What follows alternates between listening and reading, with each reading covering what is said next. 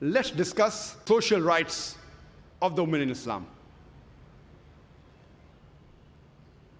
I have broadly divided the social rights of women in Islam into 4 subcategories.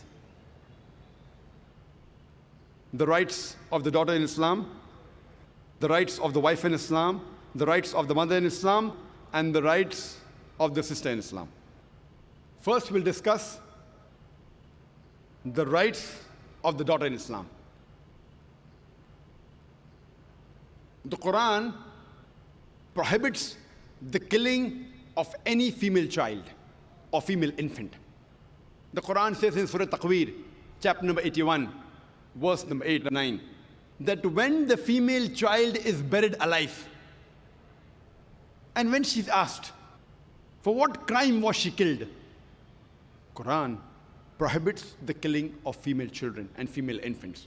The Quran does not only prohibit the killing of female infants, it prohibits the killing of all infants, all children, whether male or female. Quran says in Surah Anam, chapter number 6, verse number 151, that kill not your children for want of sustenance. For it is Allah subhanahu wa ta'ala who will give sustenance to you and your children. Allah repeats the message in Surah Isra, chapter number 17, verse number 31. Kill not your children for want of sustenance, for it is Allah subhanahu wa ta'ala who will give sustenance to your children and you. For killing of children is a major sin.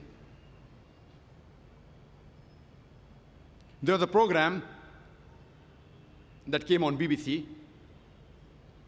The name of the program, Assignment, and the title was Let Her Die. There was a British reporter by the name of Emily Beckenin, who comes from UK and does a survey of India, and she says that every day more than 3,000 fetuses are being aborted in India after they are identified that they are females. If you multiply this figure by 365, the number of days in a year, you get a total of more than 1 million fetuses are being aborted in India alone after they are identified that they are females. And according to the Tamil Nadu government hospital report, it says out of 10 female children born alive in the Tamil Nadu government hospital, 4 are put to death. And there are big billboards and hoardings in states such as Rajasthan and Tamil Nadu saying, spend 500 rupees and save 500,000 rupees. Indicating, spend 500 rupees and do the ultrasonography. Identify that the child you're carrying is a female and abort her and save the couple of lakhs in upbringing her and the balance few lakhs in dowry. Spend 500 rupees and save 500,000 rupees. Very good bargain. Because of this evil practice of female infanticide and female feticide, you find the sex ratio in India, it is imbalanced.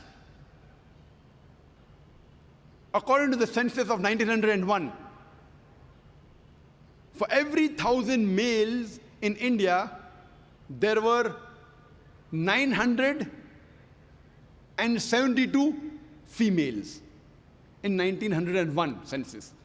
As science and technology is advancing, you can identify easily whether the child is a male or a female. So as science and technology is advancing, the women are being subjugated. According to the census of 1981, in India, for every 1,000 males, there were 934 females. According to the census of 1991, for every 1,000 males, there were 927 females. You know, science, technology advancing, women are being subjugated. As I told you, the Western talk of women's liberalization is nothing but a disguised form of exploitation of body, deprivation of honor, and degradation of a soul. If this evil practice of female infanticide and female feticide stops, even in India, in the next few decades, the male and the female ratio, inshallah, would become equal. Allah subhanahu wa ta'ala, our great almighty God, does not only prohibit the killing of female children, it even rebukes the thought of a person becoming sad at the news of a female child. Quran says in Surah Nahl, chapter number 16, verse number 50 and 59, that when news is brought to one of them of the birth of a female child, his face darkens and he's filled with inward grief. And he starts thinking that should he let her live in contempt or should he bury her alive?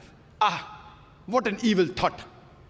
The Quran rebukes the thought of a person becoming sad at the news of a birth of a female child. Leave aside killing, even becoming sad at the news of a birth of a female child. Allah subhanahu wa ta'ala does not like it. He rebukes it. Our beloved Prophet Muhammad sallallahu alaihi wasallam, he said, it's mentioned in Sahih Hadith, volume number 4. The beloved Prophet said that anyone who upbrings two daughters with love and affection till they grow up, they'll be as close to me as these two fingers on the day of judgment. And he kept both his two fingers together. There's another Sahih Hadith in which the Prophet said that anyone who upbrings two daughters with love and affection till they grow, they shall enter Jannah. Our beloved Prophet Muhammad sallallahu alaihi wasallam, he did not only talk about equality, he actually practiced it.